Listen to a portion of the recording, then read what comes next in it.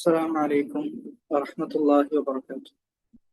الحمد لله رب العالمين والصلاة والسلام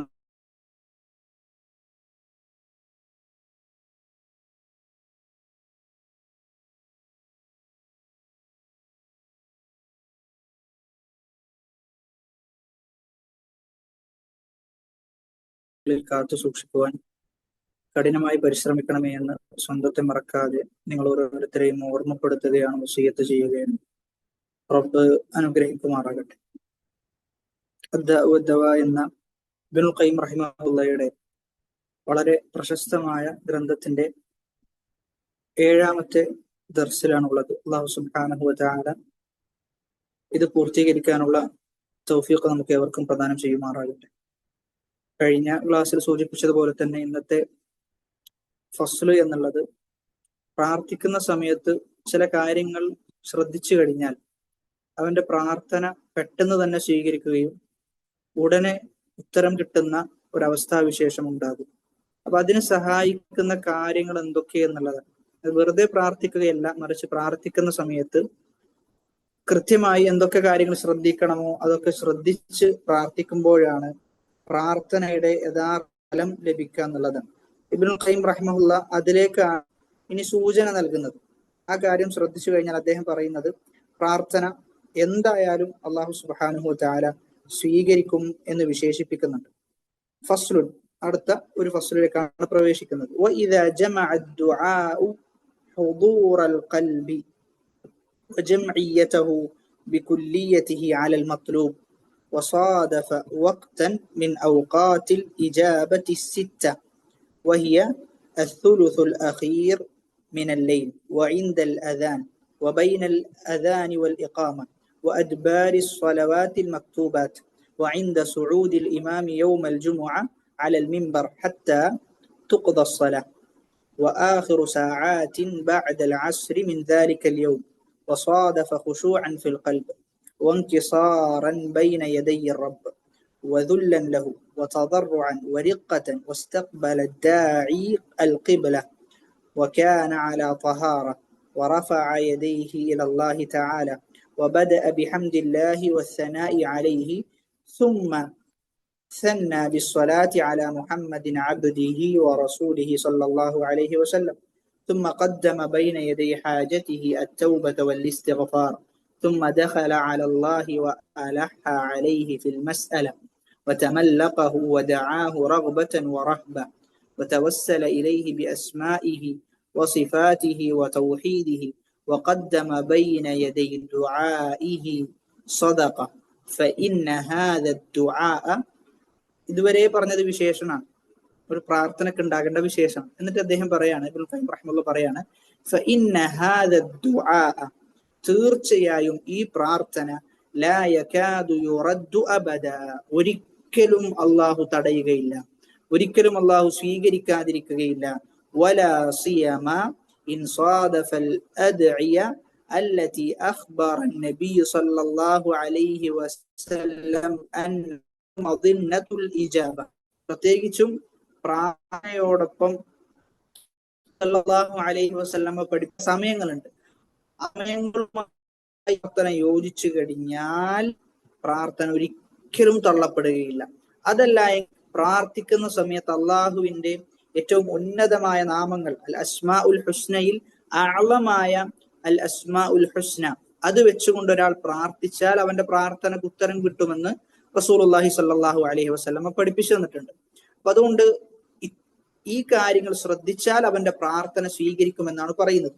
അതിൽ ഒന്നാമത്തേതായി പറയുന്നത്, നമ്മൾ ഇൻഷാ അല്ലാഹ് ഇനി മുതൽ പ്രാർത്ഥിക്കുന്ന സമയത്ത് ശ്രദ്ധിക്കേണ്ട ഒന്നാമത്തെ കാര്യമാണ് ഇബ്നുൽ ഖയ്യിം സൂചിപ്പിച്ചത്.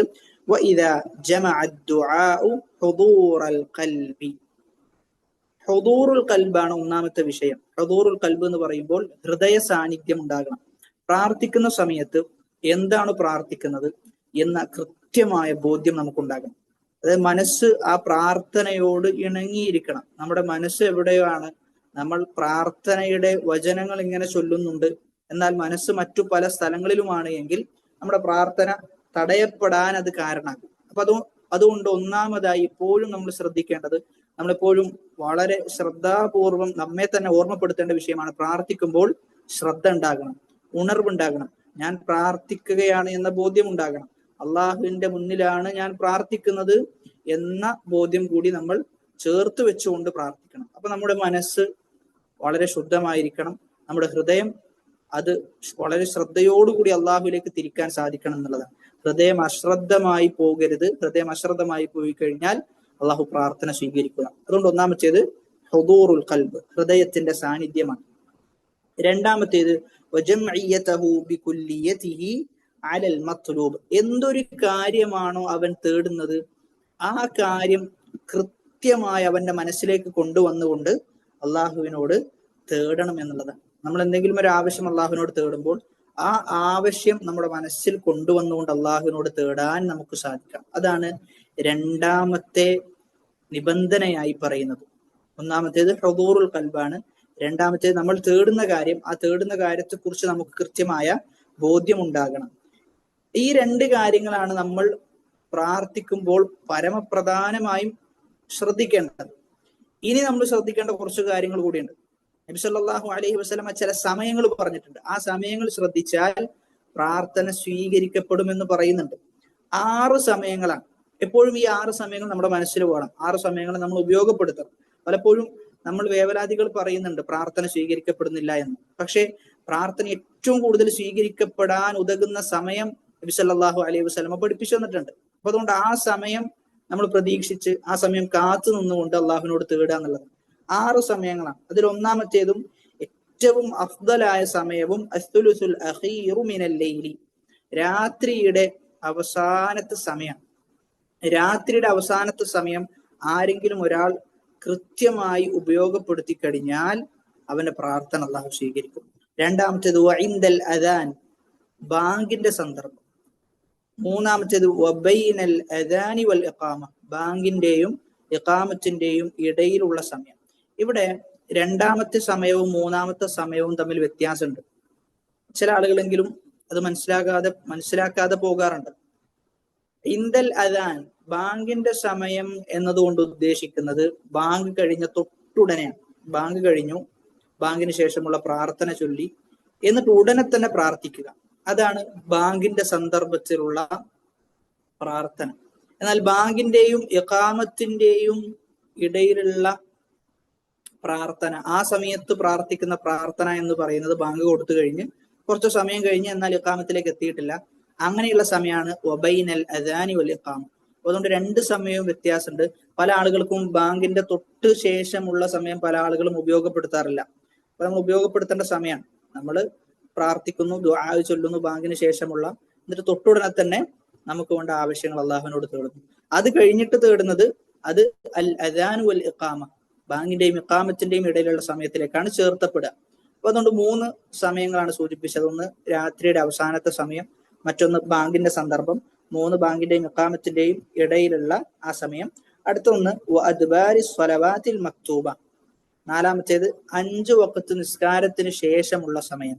നിസ്കാരത്തിന് ശേഷം എന്ന് പറയുമ്പോൾ മനസ്സിലാക്കേണ്ടത് അദ്ബാറു സ്വലവാത്ത് എന്നതുകൊണ്ട് ഉദ്ദേശിക്കുന്നത് നിസ്കാരത്തിന്റെ ഏറ്റവും അവസാനത്തെ അത്തഹിയാത്തിൽ നമ്മൾ ഇരിക്കുമ്പോൾ, അവസാനത്തെ തശഹുദിൽ ഇരിക്കുന്ന സന്ദർഭത്തിലെ ഏറ്റവും അവസാനത്തെ സമയത്തുള്ള പ്രാർത്ഥനയാണ്. അല്ലാതെ നിസ്കാരം കഴിഞ്ഞതിന് ശേഷമുള്ളതല്ല, മറിച്ച് നിസ്കാരത്തിന്റെ ഏറ്റവും അവസാനത്തെ തശഹുദിലുള്ള പ്രാർത്ഥനയാണ് ഉദ്ദേശിക്കപ്പെടുന്നത്. 5-ാമത്തേത് വഇൻദ സുഊദിൽ ഇമാമി യൗമൽ ജുമുഅ അലൽ മിമ്പർ ഹത്താ തുഖ്ദ സ്വലാ, ജുമുഅ ദിവസം ഇമാം മിമ്പറിൽ കയറിയത് മുതൽ നിസ്കാരം അവസാനിക്കുന്നത് വരെയുള്ള സമയം. അപ്പൊ നിസ്കാരത്തിൽ നമുക്ക് പ്രാർത്ഥിക്കാം, അവിടെ പ്രാർത്ഥനയുടെ സന്ദർഭങ്ങളൊക്കെ വരുന്ന സമയത്ത് അള്ളാഹുവിനോട് തേടാം. ഇതാണ് 5-ാമത്തെ സമയമായി പറയപ്പെടുന്നത്. 6-ാമത്തേത് വഇൻദ വആഖിറു സഅത്തിൻ ബഅദൽ അസ്രി മിൻ ദാലികൽ യൗം, ജുമുഅ ദിവസം തന്നെ, വെള്ളിയാഴ്ച ദിവസം തന്നെ അസർ കഴിഞ്ഞ് മഗ്രിബിനോടടുത്ത സമയം, അസർ കഴിഞ്ഞ് എന്നാൽ മഗ്രിബിനോടടുത്ത സമയം, ആ സമയത്തുള്ള പ്രാർത്ഥനയും സ്വീകരിക്കപ്പെടാൻ ഏറ്റവും അനുയോജ്യമായ സമയം. ഇതാണ് 6 സമയങ്ങൾ. ഈ 6 സമയങ്ങളിലാണ് നമ്മൾ പ്രാർത്ഥിക്കാൻ ഏറ്റവും കൂടുതൽ ശ്രദ്ധിക്കേണ്ടത്. ഈ 6 സമയങ്ങളാണ്. ഈ 6 സമയങ്ങളോടൊപ്പം തന്നെ ഹൃദയ സാന്നിധ്യം ഉണ്ടാകണം. നമ്മൾ തേടുന്ന കാര്യം എന്താണോ അതിനെക്കുറിച്ച് കൃത്യമായ ബോധ്യമുണ്ടാകും. എന്നിട്ട് കുറച്ച് കാര്യങ്ങൾ കൂടി പറയാം. അപ്പൊ ഇവിടെ 3 കാര്യങ്ങളാണ് പറഞ്ഞത്. 3 കാര്യങ്ങൾ ശ്രദ്ധിക്കാൻ പറഞ്ഞു. 1 ഹൃദയ സാന്നിധ്യം, 2 തേടപ്പെടാൻ പോകുന്ന വിഷയം, ആ വിഷയത്തെക്കുറിച്ച് കൃത്യമായ ബോധ്യം, 3 ഏത് സമയത്താണ് നമ്മൾ അള്ളാഹുവിനോട് പ്രാർത്ഥിക്കാൻ വേണ്ടി ഏറ്റവും കൂടുതൽ ശ്രദ്ധിക്കേണ്ടത്, 4-മത്തേത് വസാദഫ ഖുശൂഅൻ ഫിൽ ഖൽബ്. ഹൃദയ സാന്നിധ്യം എന്ന് പറയുമ്പോൾ തന്നെ അതിന്റെ കുറച്ചും കൂടി ഉന്നതമായ നിലവാരം പുലർത്തുന്നതാണ്.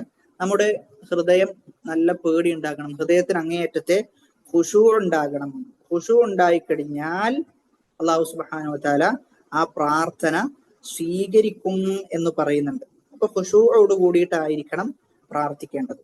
5-മത്തേത് വൻകിസാറൻ ബൈന യദൈ റബ്ബ്. അള്ളാന്റെ മുമ്പിൽ നമ്മളൊന്നുമല്ല എന്ന നിലക്ക്, ഒന്നുമല്ല റബ്ബെ, നീ തന്നാൽ മാത്രമേ എനിക്ക് എന്റെ കാര്യം പൂർത്തീകരിക്കാൻ സാധിക്കുള്ളൂ, എന്റെ ലക്ഷ്യം പൂർത്തീകരിക്കാൻ സാധിക്കുള്ളൂ. ആ അള്ളാന്റെ മുമ്പിൽ അങ്ങേയറ്റം കീഴൊതുങ്ങിക്കൊണ്ട്, അങ്ങേയറ്റം താഴ്ന്നുകൊണ്ട് തേടണം എന്നുള്ളതാണ്. ഒരു അടിമ യജമാനനോട് എത്ര കണ്ട് താഴുന്നു അതിനേക്കാളും എല്ലാം അപ്പുറം അള്ളാന്റെ മുമ്പിൽ നമ്മളൊന്നുമല്ല എന്ന നിലക്ക് റബ്ബെ നീ തന്നെയാണ് എല്ലാം, എനിക്ക് നീ ഇതെന്തായാലും തന്നേ മതിയാകൂ എന്ന നിലക്ക് അള്ളാന്റെ മുമ്പിൽ ഒന്നും ഉണ്ടായിരിക്കണം പ്രാർത്ഥിക്കേണ്ടത്. വദുല്ലഹു, വീണ്ടും പറയാം, ദുല്ല് എന്നതുകൊണ്ട് ഉദ്ദേശിക്കുന്ന നിന്യത, അള്ളാന്റെ മുമ്പിൽ നിന്യതയോടുകൂടി തേടുക. വതദർറുഅൻ വരിഖ, വിനയത്തോടെ ലോലതയോട് കൂടി തേടുക. വസ്തഖ്ബല ദാഇ അൽ ഖിബ്ല, ഖിബ്ലയിലേക്ക് മുന്നിടുക. വകാന അലാ ത്വഹാറ, ഇതെല്ലാം എങ്ങനെയായിരിക്കണം? ത്വഹാറത്തോടു കൂടി ആയിരിക്കണം, ശുദ്ധി ഉണ്ടാകണം. വറഫഅ യദൈഹി ഇലല്ലാഹി തആല, അല്ലാഹു സുബ്ഹാനഹു വ തആലയിലേക്ക് ഇരു കൈകളും ഉയർത്തണം. ഹദീസിൽ വന്ന വിഷയം നബി സല്ലല്ലാഹു അലൈഹി വസല്ലമ പറയുന്നുണ്ട്, ഇന്ന റബ്ബക്കും, തീർച്ചയായും നിങ്ങളുടെ റബ്ബ്, ഹയ്യുൻ കരീമുൻ യസ്തഹി മിൻ അബ്ദിഹി അൻ യർഫഅ ഇലൈഹി യദൈഹി ഫയറുദ്ദഹുമാ സിഫ്റാ ഔ ഖാല ഖായിബതൈൻ. അല്ലാഹു സുബ്ഹാനഹു വ തആല പറയുകയാണ്, നബി സല്ലല്ലാഹു അലൈഹി വസല്ലമ അള്ളാഹുവിന്റെ അവസ്ഥയെക്കുറിച്ച് വിവരിക്കാൻ, അള്ളാഹു എങ്ങനെയാണ് ഒരു അടിമയുടെ പ്രാർത്ഥനയെ കാണുന്നത് എന്ന്. തീർച്ചയായും നിങ്ങളുടെ റബ്ബ്, അവൻ അങ്ങേയറ്റത്തെ ലജ്ജയുള്ളവനാണ്, കാരുണ്യവാനാണ്, മാന്യനാണ്. അവന്റെ അടിമ അവനോട് ഇരു കൈകളും ഉയർത്തി പ്രാർത്ഥിച്ചു കഴിഞ്ഞാൽ ആ കൈകളെ വെറുതെ മടക്കി അയക്കുക എന്നതിനെ അള്ളാഹു സുബ്ഹാനഹു വ തആല ലജ്ജിക്കുന്നു എന്ന് പറയാം. അള്ളാഹു സുബ്ഹാനഹു വ തആല പ്രാർത്ഥിച്ചു കഴിഞ്ഞാൽ അവന്റെ പ്രാർത്ഥന സ്വീകരിക്കാതെ, ഉത്തരം കൊടുക്കാതെ മടക്കി അയക്കുക എന്നുള്ളത് ലജ്ജിക്കുന്നു. ആ ഹദീസിൽ പ്രത്യേകം എടുത്തു പറഞ്ഞ വിഷയമാണ് ഇരു കൈകളും ഉയർത്തിക്കൊണ്ടാണ് പ്രാർത്ഥിക്കുന്നത് എന്ന് പറയുന്നുണ്ട്. അതിനുശേഷം ഇരു കൈകളും ഉയർത്തി വബദഅ ബിഹംദില്ലാഹ്, അള്ളാഹുവിനെ സ്തുതിച്ചുകൊണ്ടാണ് ആരംഭിക്കേണ്ടത്. വസ്സനാഇ അലൈഹി, അവനെ പുകഴ്ത്തുക. സുമ്മ സന്നാ ബിസ്സലാത്തി അലാ മുഹമ്മദിൻ അബ്ദിഹി വറസൂലിഹി സ്വല്ലല്ലാഹു അലൈഹി വസല്ലം. അതിനുശേഷം നബി സല്ലല്ലാഹു അലൈഹി വസല്ലമയുടെ മേൽ സ്വലാത്തു ചൊല്ലണം, ഹംദ് പറയണം, അള്ളാഹുവിനെ പുകഴ്ത്തണം, ശേഷം നബിയുടെ മേൽ സ്വലാത്തു ചൊല്ലണം. ഒരിക്കൽ റസൂലുള്ളാഹി സ്വല്ലല്ലാഹു അലൈഹി വസല്ലമ ഒരു വ്യക്തി തന്റെ നിസ്കാരത്തിൽ പ്രാർത്ഥിക്കുന്നതായി നബി സല്ലല്ലാഹു അലൈഹി വസല്ലമ കേട്ടു എന്നാണ്. പക്ഷെ ലം യുമജ്ജിദില്ലാഹ തആല, അള്ളാഹനെ പുകഴ്ത്തിയിട്ടില്ല. വലം യുസല്ലി അലൻ നബി സല്ലല്ലാഹു അലൈഹി വസല്ലം, നബി സല്ലല്ലാഹു അലൈഹി വസല്ലമയുടെ മേൽ സ്വലാത്തു ചൊല്ലിയിട്ടില്ല. ഫഖാല റസൂലുള്ളാഹി സ്വല്ലല്ലാഹു അലൈഹി വസല്ലം, അപ്പോൾ നബി സല്ലല്ലാഹു അലൈഹി വസല്ലമ പറഞ്ഞു, അജില ഹാദാ, ഇവൻ ധൃതി കാണിച്ചിട്ടുണ്ട്. ثم دعاه فقال له أو لغيره إذا صلى أحدكم, എന്നിട്ട് അദ്ദേഹത്തിന് നബി സല്ലല്ലാഹു അലൈഹി വസല്ലം വിളിച്ചു. എന്നിട്ട് അവനോടും മറ്റുള്ള ആളുകളോടുമായി കൊണ്ട് പറഞ്ഞു, നിങ്ങളിൽ ആരെങ്കിലും ഒരാൾ പ്രാർത്ഥിക്കാൻ ഉദ്ദേശിക്കുന്നുവെങ്കിൽ ഫല്യബ്ദ ബിതംജീദി റബ്ബിഹി അസ്സ വജല്ല വസ്സനാഇ അലൈഹി, അവൻ അള്ളാഹുവിനെ പുകഴ്ത്തിക്കൊണ്ട്, അള്ളാഹുവിനെ മഹത്വപ്പെടുത്തിക്കൊണ്ട് ആരംഭിക്കട്ടെ. സുമ്മ യുസല്ലി അലൻ നബി സല്ലല്ലാഹു അലൈഹി വസല്ലം, പിന്നീട് നബിയുടെ മേൽ അവൻ സ്വലാത്ത് ചൊല്ലുകയും ചെയ്യട്ടെ. സുമ്മ യദ്ഉ ബഅദു ബിമാ ശാഅ, പിന്നെ അവൻ എന്താണോ ഉദ്ദേശിക്കുന്നത് അത് തേടിക്കൊള്ളട്ടെ എന്നാണ്. അബൂദാവൂദിൽ ഉദ്ധരിക്കപ്പെട്ട ഹദീസാണ്. ഈ ഹദീസ് പ്രകാരം നബി സല്ലല്ലാഹു അലൈഹി വസല്ലം നമുക്ക് പഠിപ്പിച്ചു തരുന്നത്, അള്ളാഹുവിനെ പുകഴ്ത്താതെ, നബിയുടെ മേൽ സ്വലാത്ത് ചൊല്ലാതെയുള്ള പ്രാർത്ഥന ധൃതിയോട് കൂടിയിട്ടുള്ള പ്രാർത്ഥനയാണ് എന്നാണ്. അതുകൊണ്ട് ഈ കാര്യം കൂടി നമ്മൾ ശ്രദ്ധിക്കണം. പിന്നീട് പറയുന്നത് ثم قدم بين يدي حاجته التوبة والاستغفار. അവൻ പ്രാർത്ഥിക്കുന്നതിന് മുമ്പായിക്കൊണ്ട് ثم قدم بين يدي حاجته التوبة والاستغفار.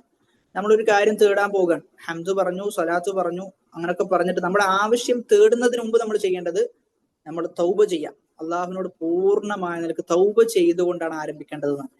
വതൂബു ഇലല്ലാഹി ജമീഅൻ അയ്യുഹൽ മുഅ്മിനൂന ലഅല്ലകും തുഫ്ലിഹൂൻ. നിങ്ങൾ എല്ലാ ആളുകളും അള്ളാഹുവിലേക്ക് മടങ്ങുക, അള്ളാഹു സുബ്ഹാനഹു വ തആല അവനിലേക്കാണ് നിങ്ങൾ എല്ലാം വേണ്ടത്, മുഅ്മിനീങ്ങളെ ലഅല്ലകും തുഫ്ലിഹൂൻ, നിങ്ങൾ വിജയിച്ചേക്കാമെന്ന്. അപ്പൊ അള്ളാഹുവിലേക്ക് തൗബ ചെയ്ത് മടങ്ങി ഇസ്തിഗ്ഫാറൊക്കെ ചൊല്ലി എന്നിട്ട് അടുത്ത സുമ്മ ദഖല അലല്ലാഹ്, പിന്നീട് അള്ളാഹുവിലേക്ക് പ്രവേശിക്കുക, പിന്നീട് പ്രാർത്ഥനയിലേക്ക് പ്രവേശിക്കുക. വഅലഹ അലൈഹി ഫിൽ മസ്അല, പ്രാർത്ഥനയിൽ ഇൽഹാ ഉണ്ടാകണം. ഇൽഹാ എന്ന് പറഞ്ഞാൽ ആവർത്തിച്ച് അള്ളാഹുവിനോട് ആ കാര്യം തേടിക്കൊണ്ടേയിരിക്കുന്ന സ്വഭാവം. വതമല്ലഖഹു, തമല്ലഖ എന്ന് പറഞ്ഞാൽ വതദറഅഹു, വിനയം ഉണ്ടാവുക, കീഴൊതുങ്ങുക. വദഅഹു റഗ്ബതൻ വറഹ്ബ, നല്ല പ്രതീക്ഷയോടുകൂടി നല്ല ഭയപ്പാടോടുകൂടി തേടണം.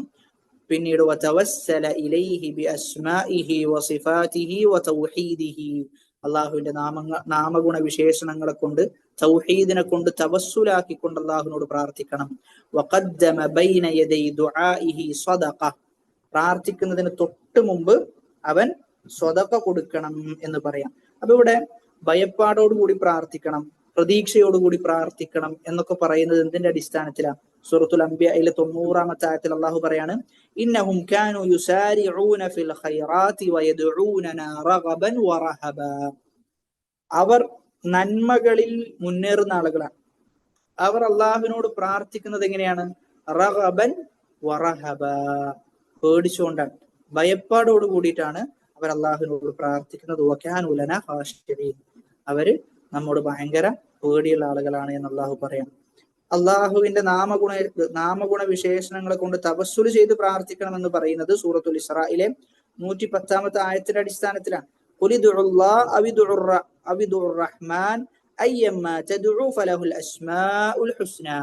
നിങ്ങൾ ഒന്നുകിൽ അള്ളാഹുവിനോട് അവന്റെ നാമങ്ങൾ വെച്ച്, അവന്റെ റഹ്മാൻ എന്ന നാമം വെച്ചൊക്കെ അള്ളാഹുവിനോട് തേടുക.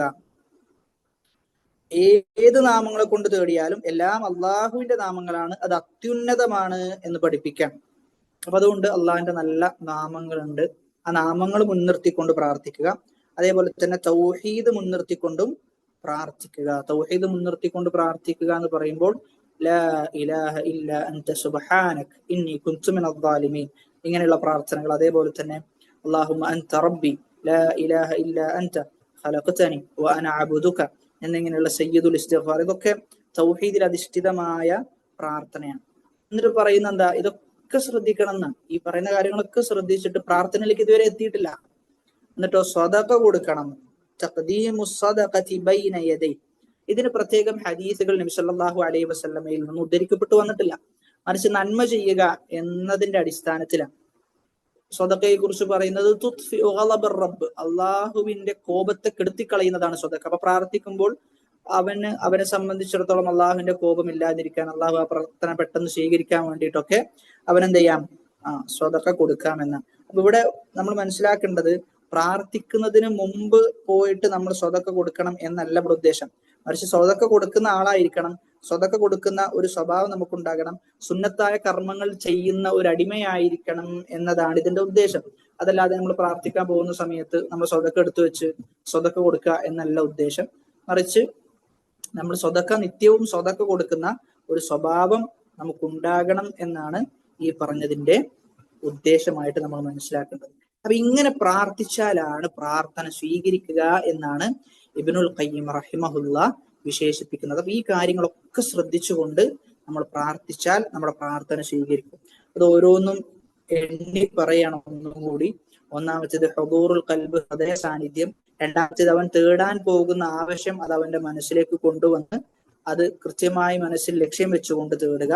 പിന്നീട് 6ഓളം സമയങ്ങളുണ്ട് പ്രാർത്ഥന സ്വീകരിക്കപ്പെടാൻ, ആ സമയങ്ങൾ ശ്രദ്ധിക്കുക. ഒന്നാമത്തേത് രാത്രിയുടെ ഏറ്റവും അവസാനത്തെ സമയം, നബി സല്ലല്ലാഹു അലൈഹി വസല്ലം പഠിപ്പിച്ചതുപോലെ മൻ യദ്ഊനി ഫഅസ്തജീബു ലഹ്, അള്ളാഹു ചോദിക്കുന്നതാണ്, എന്നോട് ആരാണ് പ്രാർത്ഥിക്കുന്നത് അവൻ ഞാൻ ഉത്തരം നൽകാം. മൻ യസ്അലുനി ഫഉഅതിയ, എന്നോട് ചോദിച്ചാൽ ഞാൻ അവന് നൽകും. മൻ യസ്തഗ്ഫിറുനി ഫഅഗ്ഫിറു ലഹ്, എന്നോട് ഇസ്തിഗ്ഫാറിനെ തേടിയാൽ ഞാൻ അവന് ഇസ്തിഗ്ഫാറിന് പാപമോചനം കൊടുക്കും, അവന്റെ പാപം പുറത്തു കൊടുക്കും. രണ്ടാമത്തേത് ബാങ്കിന്റെ സന്ദർഭത്തിലാണ്. ബാങ്കിന്റെ സന്ദർഭം എന്ന് പറയുമ്പോൾ ബാങ്കിന് ശേഷമുള്ള പ്രാർത്ഥനയും മറ്റുമൊക്കെ കഴിഞ്ഞതിന് ശേഷമാണ്. ഒരിക്കൽ റസൂലുള്ളാഹി സ്വല്ലല്ലാഹു അലൈഹി വസല്ലമയുടെ അടുക്കലേക്ക് ഒരാൾ വന്നുകൊണ്ട് ചോദിച്ചു എന്നാണ്, യാ റസൂലല്ലാഹ് ഇന്നൽ മുഅദ്ദിനീന യുഫദ്ദിലൂനന, ബാങ്ക് കൊടുക്കുന്ന ആളുകൾക്ക് ഒരുപാട് ശ്രേഷ്ഠത ഉണ്ട്, ഞങ്ങൾക്ക് ബാങ്ക് കൊടുക്കാൻ പറ്റുന്നില്ല, കാരണം ഒരാൾക്ക് മാത്രമേ ബാങ്ക് വിളിക്കാൻ പറ്റുള്ളൂ. അപ്പൊ നബി സല്ലല്ലാഹു അലൈഹി വസല്ലം പറയാം, ഖുൽ കമാ യഖൂലൂൻ, അവർ പറയുന്നത് പോലെ നിങ്ങൾ പറയാം. അവർ ബാങ്ക് വിളിക്കുന്ന സമയത്ത് എന്താണ് ചൊല്ലുന്നത്, എന്താണോ പറയുന്നത് അത് നിങ്ങളും ആവർത്തിച്ച് പറയാം. ഫഇദൻ തഹൈത ഫസൽ തുഅത, ബാങ്ക് കഴിഞ്ഞാൽ നീ അള്ളാഹിനോട് തേടുക, അള്ളാഹ് നിനക്ക് ഉത്തരം നൽകുമെന്ന് പറയാം. മൂന്നാമത്തേത് ബൈനൽ അദാനി വൽ ഇഖാമ, ബാങ്കിന്റെയും ഇഖാമത്തിന്റെയും ഇടയിൽ അള്ളാഹുവിനോട് പ്രാർത്ഥിക്കുക. നാലാമത്തേത് സലാം വീട്ടുന്നതിന് മുമ്പായിട്ടുള്ള നിസ്കാരത്തിന്റെ ഏറ്റവും അവസാനത്തെ സമയത്തെ ഉപയോഗപ്പെടുത്തുക. അഞ്ചാമത്തേത് ജുമുഅയിൽ ഇമാം മിമ്പറിലേക്ക് കയറിയത് മുതൽ നിസ്കാരം അവസാനിക്കുന്നത് വരെ.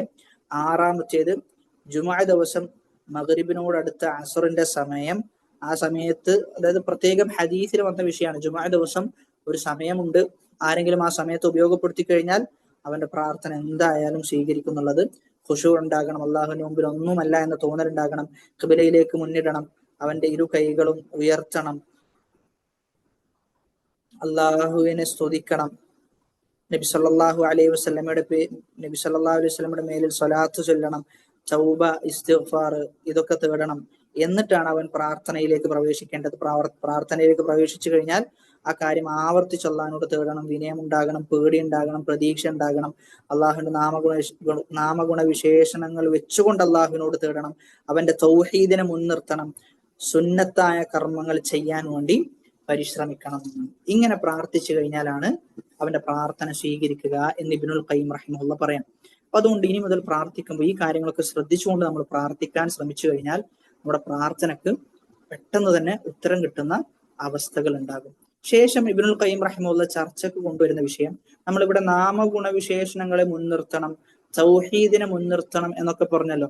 അപ്പൊ നാമഗുണ വിശേഷണങ്ങളെ മുൻനിർത്തണം എന്ന് പറയുമ്പോൾ, അള്ളാഹിന്റെ നാമത്തെ മുൻനിർത്തി പ്രാർത്ഥിക്കണം എന്ന് പറയുമ്പോൾ ഏതാണ് അള്ളാഹുവിന്റെ അത്യുന്നതമായ നാമം എന്ന ചർച്ചയാണ് ശേഷം ഇബ്നുൽ ഖയ്യിം റഹിമഹുല്ലാഹ് കൊണ്ടുവരുന്നത്. ഓരോ ഹദീസും ആ വിഷയത്തിൽ ഇബ്നുൽ ഖയ്യിം റഹിമഹുല്ലാഹ് ഉദ്ധരിക്കുന്നുണ്ട്. ആ ഓരോ ഹദീസിന്റെയും ലഫ്ളിലേക്ക് പോകാതെ അതിന്റെ ആശയം മാത്രം ഇൻഷാ അല്ലാഹ് സൂചിപ്പിക്കാൻ നമ്മൾ വളരെ ചുരുങ്ങിയ ഒരു ഷർഹാണ് ഉദ്ദേശിക്കുന്നത്. നീണ്ട ഷർഹ് ഈ കിതാബ് വായിച്ചു തീർക്കാന്നൊക്കെ പറയുന്നത് അത് വളരെ സമയം നമുക്ക് എടുക്കും. അപ്പോൾ നമുക്ക് കുറച്ചു സമയത്ത് എന്നാൽ ആ കിതാബിൽ പറയുന്ന കാര്യങ്ങളൊക്കെ നമുക്ക് ലഭിക്കണം എന്നുള്ളതാണല്ലോ നമ്മുടെ ലക്ഷ്യം. അപ്പൊ ആ ലക്ഷ്യം പൂർത്തീകരിക്കപ്പെടാൻ വേണ്ടിയിട്ട് ഇൻഷാ അല്ലാഹ് ആശയങ്ങൾ പറഞ്ഞു പോവുകയാണ്. എല്ലാ ഹദീസും വായിച്ച് അതിന്റെ അർത്ഥം പറഞ്ഞു പോവുകയാണെങ്കിൽ ഈ പുസ്തകം, ഈ കിതാബ് തീരുന്ന ഒരു അവസ്ഥാവിശേഷം ഉണ്ടാകൂല. അത് നമുക്കൊരു പ്രയാസം സൃഷ്ടിക്കും. മറിച്ച് സമയം വളരെ കുറവാണ് നമുക്കുള്ളത്.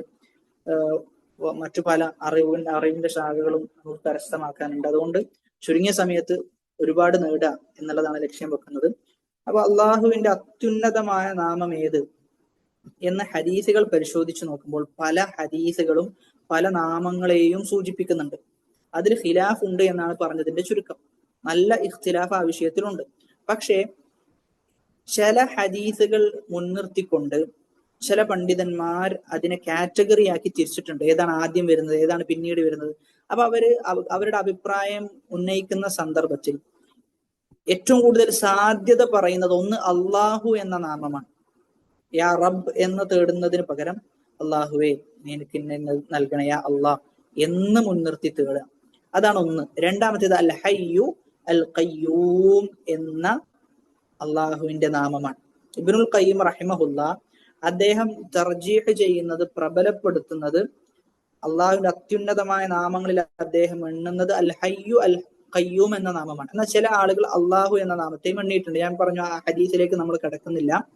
ആ ഹദീസിന്റെ മൊത്തം ചർച്ച, പണ്ഡിതന്മാർക്കിടയിലുള്ള ചർച്ച മാത്രം സൂചിപ്പിക്കുകയാണ്. ഫഖാല നബി സല്ലല്ലാഹു അലൈഹി വസല്ലം, നബി സല്ലല്ലാഹു അലൈഹി വസല്ലം പറഞ്ഞു, ലഖദ് ദഅ അല്ലാഹ ബിസ്മിഹിൽ അദീം അല്ലദീ ഇദാ ദുഇയ ബിഹി അജാബ വഇദാ സുഇല ബിഹി അഅതാ. അള്ളാഹുവിന്റെ അത്യുന്നതമായ നാമത്തിന്റെ പ്രത്യേകത പറയാം.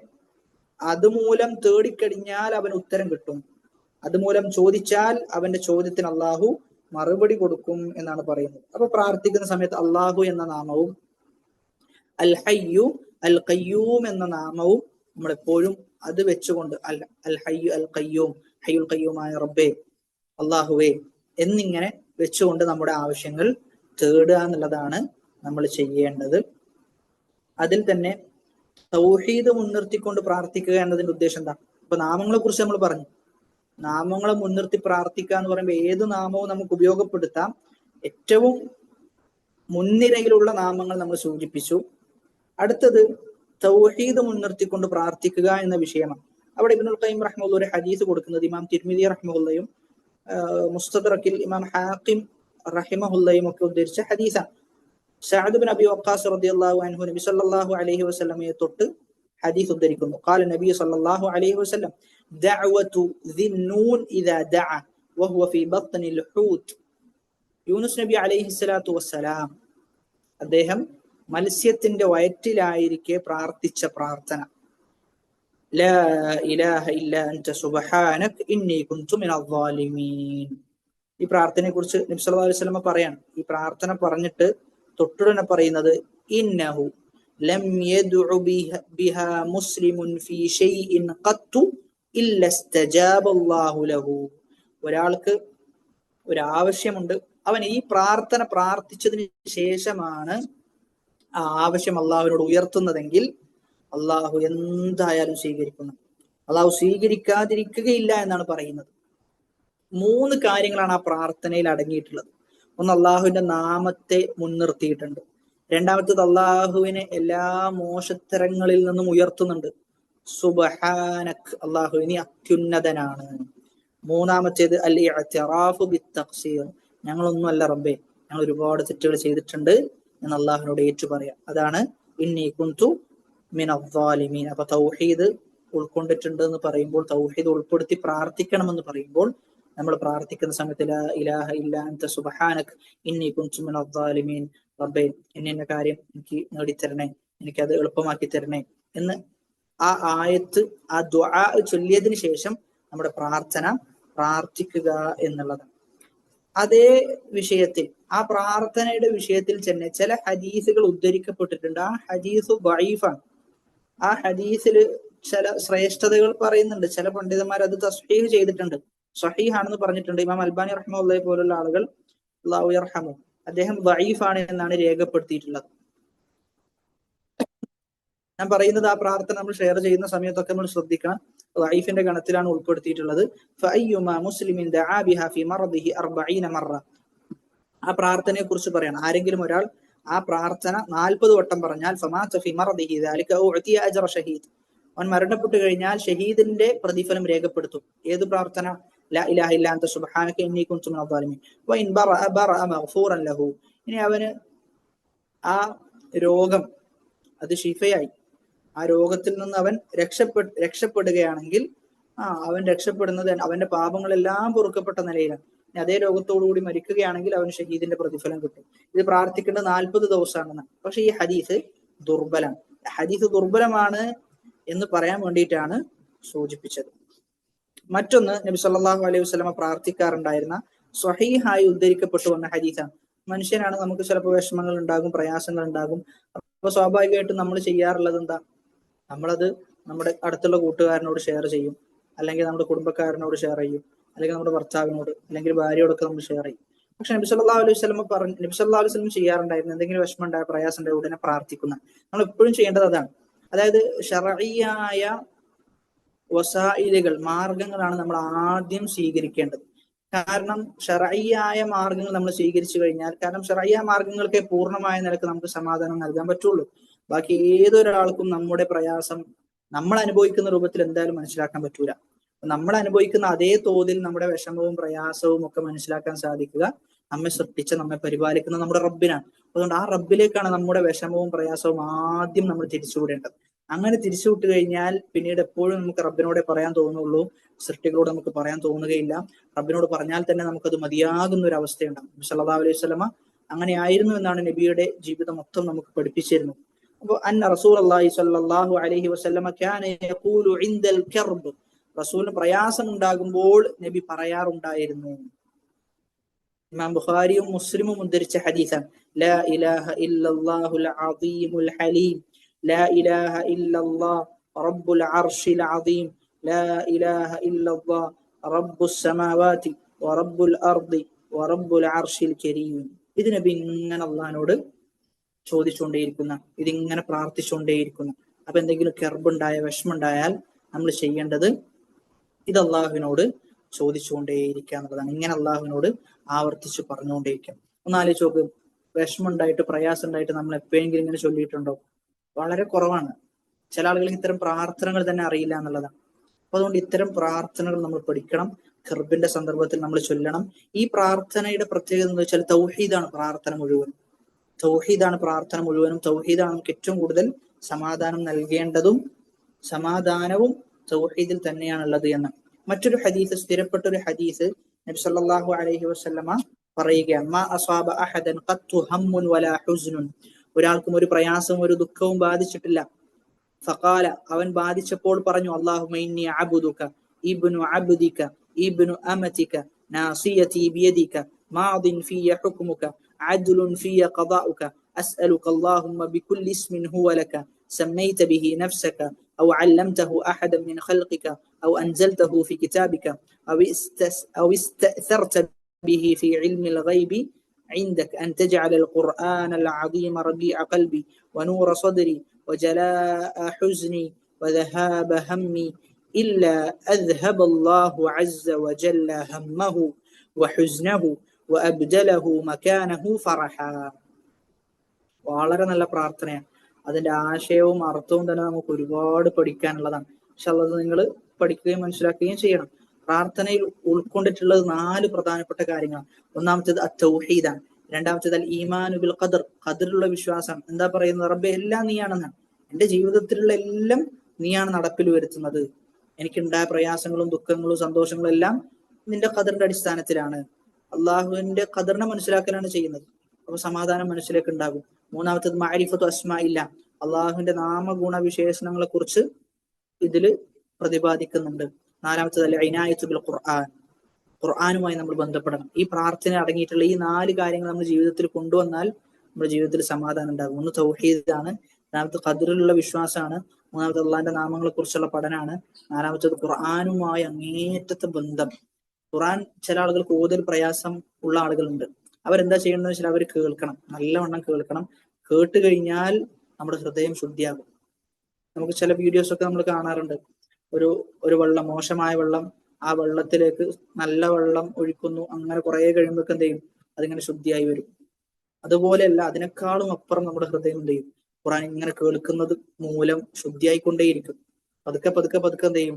നമ്മൾ ചെയ്തു വെച്ച തിന്മകളുടെ കറകൾ, നമ്മുടെ മനസ്സിൽ അള്ളിപ്പിടിച്ചിരിക്കുന്ന ചില തിന്മകൾ, അതൊക്കെ ഖുർആനിന്റെ പാരായണത്തിലൂടെയും അതിന്റെ അർത്ഥങ്ങൾ, അതിന്റെ ആശയങ്ങൾ മനസ്സിലാക്കുന്നതിലൂടെയും പോയിക്കൊണ്ടേയിരിക്കുന്നുള്ളതാണ്. അതുകൊണ്ട് ഈ 4 കാര്യങ്ങളിൽ ശ്രദ്ധിക്കണം. ഈ 4 കാര്യങ്ങളാണ് ഈ പ്രാർത്ഥനയിലുള്ളത്. അതുകൊണ്ടാണ് ഈ പ്രാർത്ഥനയെ കുറിച്ച് റസൂൽ പറയുന്നത്, അവന്റെ പ്രയാസവും അവന്റെ ദുഃഖവും അള്ളാഹു നീക്കും, എന്നിട്ട് അതിന്റെ സ്ഥാനത്ത് സന്തോഷവും ആഹ്ലാദവും പകരമായി വെക്കുന്നതാണ്. ആ സമയത്ത് സ്വഹാബാക്കൾ ചോദിച്ചു എന്നാണ്, യാ റസൂൽ അല്ലാഹ്, ഓ അള്ളാഹുവിന്റെ പ്രവാചകരെ, ഞങ്ങൾ ഇത് പഠിക്കണ്ടേ എന്ന് ചോദിച്ചു.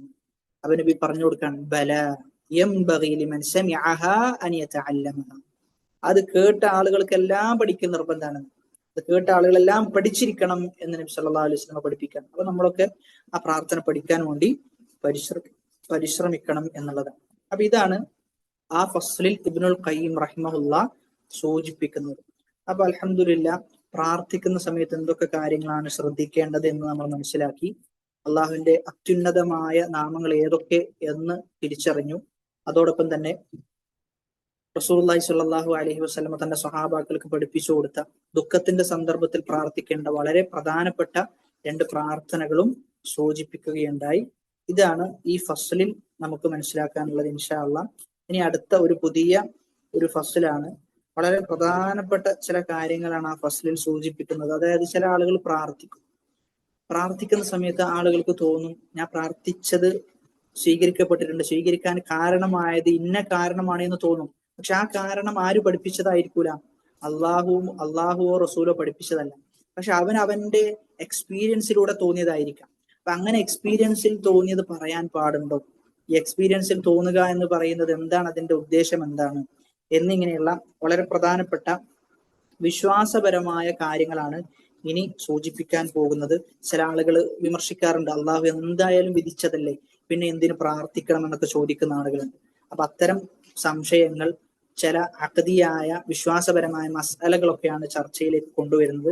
ഇൻഷാ അല്ലാഹ് ഇനി മുതലുള്ള നമ്മുടെ ക്ലാസ്സുകൾ നമ്മൾ വളരെ മുഖ്തസറായിട്ടാണ് എടുക്കുക. അതായത് ഒരു ക്ലാസ്സിൽ തന്നെ ചിലപ്പോൾ 1, 2, 3, 4 ഫസലുകളൊക്കെ തീർക്കാനുള്ള ഉദ്ദേശത്തിലാണ് നമ്മൾ കൊണ്ടുപോവുക. കാരണം ഏറ്റവും പ്രധാനം നമ്മുടെ സമയമാണ്. സമയം വളരെ ചുരുക്കമാണ്. ഓരോന്നും വായിച്ചു പോയി കഴിഞ്ഞാൽ സമയം ഒരുപാട് എടുക്കും. ഇവിടെയുള്ള കേൾവിക്കാരെ സംബന്ധിച്ചിടത്തോളം എല്ലാ ആളുകളും താലിബുൽ ഇൽമ ആകണമെന്നില്ല. താലിബുൽ ഇൽമ എന്ന് ഞാൻ പറയുമ്പോൾ ഉദ്ദേശം മതം മാത്രം പഠിക്കുന്ന, മറ്റു പഠനങ്ങളൊന്നും ഇല്ലാതെ ദീന് മാറ്റിവെച്ച് പഠിക്കുന്ന ആളുകളായിക്കൊള്ളണമെന്നില്ല. അപ്പൊ അതുകൊണ്ട് തന്നെ അവരെ സംബന്ധിച്ചിടത്തോളം കുറച്ച് സമയത്ത് കുറെ ലഭിക്കുക എന്നുള്ളതാണ് അവർക്ക് ഏറ്റവും യൂസ്ഫുൾ ആയത്. അതുകൊണ്ട് ആ രൂപത്തിലായിരിക്കും ഇൻഷാ അല്ലാഹ് ക്ലാസ് മുന്നോട്ട് പോവുക. അങ്ങനെയെങ്കിൽ നമുക്ക് കുറച്ച് സമയം കൊണ്ട് തന്നെ ഇബ്നുൽ ഖയ്യിം റഹിമഹുല്ലാഹ് അദ്ദാഉ വദ്ദവാ എന്ന ഗ്രന്ഥത്തിൽ എന്താണ് പറഞ്ഞത് എന്ന് മനസ്സിലാക്കുവാനും അത് ജീവിതത്തിൽ പ്രാവർത്തികമാക്കുവാനും നമുക്ക് സാധിക്കും. ശ്രദ്ധിക്കേണ്ടത്, ഓരോ ഫസ്ലും നമ്മൾ എടുക്കുമ്പോൾ ആ ഫസ്ലിന്റെ വളരെ ചുരുക്കം നമ്മൾ ആ ക്ലാസിന്റെ അവസാനത്തിൽ ഇന്ന് സൂചിപ്പിച്ചതുപോലെ സൂചിപ്പിച്ചിട്ടുണ്ട്. അത് നമ്മൾ എഴുതിയെടുക്കണം. ഇബ്നുൽ ഖയ്യിം റഹിമഹുല്ലാഹ് അദ്ദാഉ വദ്ദവായിൽ എന്തൊക്കെയാണ് പറയുന്നത് എന്നുള്ളത് അതിലൂടെ നമുക്ക് മറച്ചു നോക്കിക്കഴിഞ്ഞാൽ നമുക്ക് മനസ്സിലാക്കാൻ പറ്റും. ഇൻഷാ അല്ലാഹ് ബാക്കി നമുക്ക് അടുത്ത ക്ലാസ്സിൽ വിശദീകരിക്കാവുന്നതാണ്. അല്ലാഹു സുബ്ഹാനഹു വ തആല ആത്മാർത്ഥമായി അവനോട് തേടുകയും ആ തേടിയതെല്ലാം അള്ളാഹു സ്വീകരിക്കുന്ന രൂപത്തിൽ ആദാബുകൾ, മര്യാദകൾ പാലിച്ചുകൊണ്ട് അള്ളാഹുവിനോട് തേടാനുള്ള തൗഫീഖ് അള്ളാഹു നമുക്ക് ഏവർക്കും പ്രദാനം ചെയ്യുമാറാകട്ടെ. വആഖിറു ദഅ്വാനാ അൽഹംദുലില്ലാഹി റബ്ബിൽ ആലമീൻ. അസ്സലാമു അലൈക്കും വറഹ്മത്തുള്ളാഹി വബറകാതുഹു.